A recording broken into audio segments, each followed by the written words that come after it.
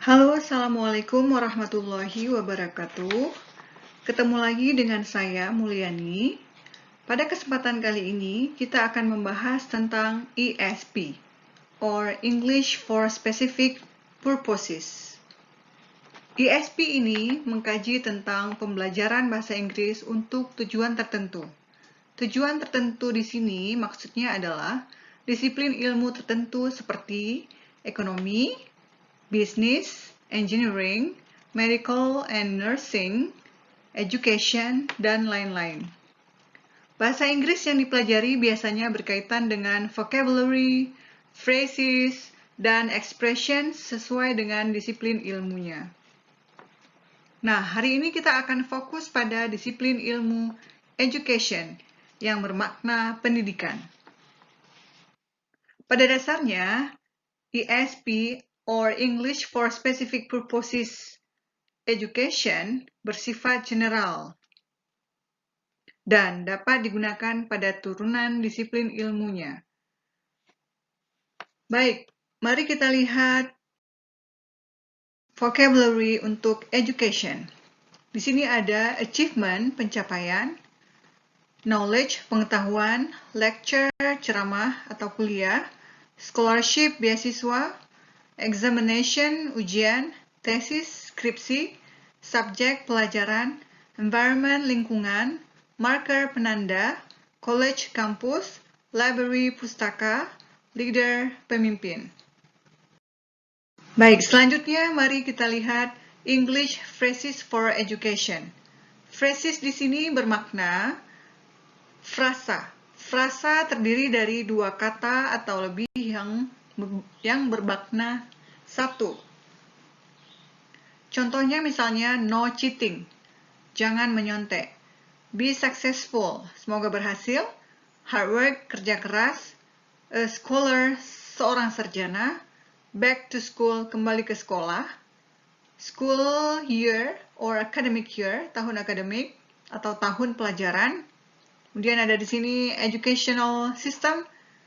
Kemudian educational goals, educational background atau latar belakang pendidikan, school subject, mata pelajaran, sekolah, school uniform. Kemudian ada private school, sekolah swasta, private lesson. Selanjutnya kita bisa lihat contoh phrases yang lainnya seperti misalnya learning goals, learning strategies, learning needs, adult education, formal education, non-formal education, basic education, primary or elementary education. Kemudian ada secondary education, higher education, university graduate, university degree, physics education, mathematics education. Selanjutnya kita bisa lihat English expressions in education. Yang pertama ada I graduated in 2017. I studied mathematics education. I majored in Latin American literature. I have a degree in veterinary medicine and English education. Selanjutnya, my educational background to study is to pursue my study to abroad. Oke, next, ini idiomnya untuk education. Idiom itu seperti majas dalam bahasa Indonesia yang mempunyai makna tertentu. Contoh di sini, the sooner the better. Long life education. Education is the key of success. Experience is the best teacher. Dan mungkin ada beberapa idiom lainnya yang berkaitan dengan pendidikan. Mungkin saudara bisa melihat contoh-contoh yang lainnya. Baik, untuk selanjutnya, pada video ini kita akan melihat pembahasan English for Specific Purposes untuk satu disiplin ilmu saja, yaitu English for Physics Education. Nah, dalam Physics Education atau pendidikan jasmani, itu ada vocabulary yang digunakan secara tertentu atau secara khusus dalam bidang physics education. Contohnya misalnya physics, artinya jasmani ya. Selanjutnya force, kekuatan, gravitasi, constant velocity, kecepatan konstan atau rata-rata. Kemudian mass, itu massa, acceleration itu percepatan.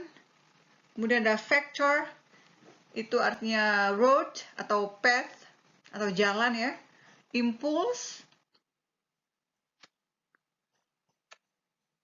Impulse di sini urge. Nanti kita bisa lihat contoh berikutnya impulse. Kemudian selanjutnya speed, kecepatan, free fall, jatuh bebas. Kemudian velocity, ini kecepatan juga. Friction, pecahan. Weight, berat. Volume, ini volume. Momentum. Kemudian time, waktu. Frekuensi. Nah, impulse seperti saya katakan tadi bermakna urge atau desire. Ini bermakna memaksa atau mendesak. Kemudian ada elastic. Ini elastis, energy, kinetic energy, power, kekuatan, efisiensi, efisien. Kemudian lever, kemudian potential energy, center of gravity. Kemudian ada torque, itu motion artinya, atau gesture, bahasa tubuh, atau sign artinya. Pressure, tekanan, rotation, putaran atau spin, substance, substansi. Kemudian ada tension, tensi, temperature, temperatur, wave, gelombang, balance, keseimbangan. Kemudian ada road. Nah, untuk vocab berikut ini, mungkin teman-teman atau saudara bisa melihat atau mencari sendiri ya maknanya. Coba untuk melatih kemampuannya dalam physics education, terutama untuk ananda mahasiswa di jurusan physics education. Ini ada beberapa contohnya di sini, bisa dicari ya. Electricity, engine, cost, equivalent, form, fluid, flow, angular, dynamics, effects, heat, motion, matter, mechanics, magnet, movement, proportion, equilibrium. Oke, berikutnya kita bisa melihat ya, ini ada jenis-jenis olahraga yang bisa dipelajari dalam physics education. Seperti misalnya archery, athletics, badminton, basketball, beach volleyball, boxing. Kemudian ada diving di sini, fencing, football, gymnastik. Kemudian ada rowing, sailing, judo, hockey, handball, shooting, swimming, table tennis, taekwondo, tennis, trampoline, volleyball, wrestling, water polo, weightlifting, dan lain-lain. Masih banyak lainnya. Kemudian di sini ini contoh untuk sports atau games yang lain yang ada dalam physics education. Vocabulary tentang sports.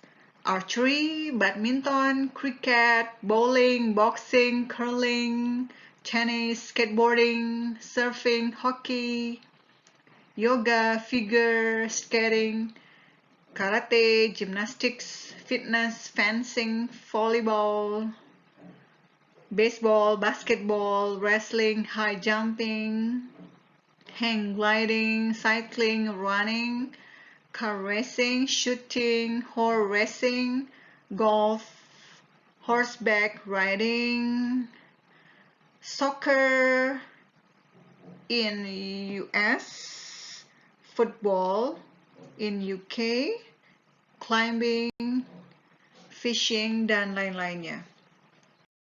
Baik, selanjutnya kita bisa lihat ini kaitan yang sama dengan jenis-jenis olahraga yang ada dalam physics education. baseball itu pemainnya batter, kemudian basketball pemainnya basketball player, kemudian ada bowling pemainnya itu bowler, kemudian ada boxing pemainnya itu boxer. Baik Ananda yang berada di Physics Education, kita selanjutnya bisa lihat ini word search game. Jadi untuk kombinasi atau meningkatkan pemahaman dan ketertarikan dalam pembelajaran ESP, kita bisa menggunakan word search game atau jenis game yang lainnya. Di sini Ananda sekalian akan diminta untuk mencari kata-kata dalam word search ini. Jadi bisa dicari secara horizontal, vertikal, ataupun diagonal. Jadi semuanya sudah ada dalam kolom di bawah kata-katanya. Tinggal Ananda sekalian mencari kata-katanya yang ada dalam kotak sebaran tersebut.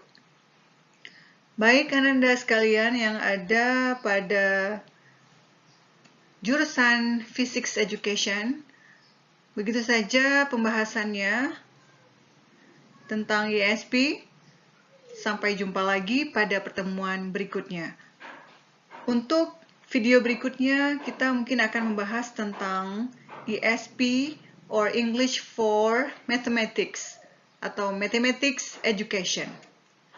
See you next week or see you next occasion. Assalamualaikum warahmatullahi wabarakatuh.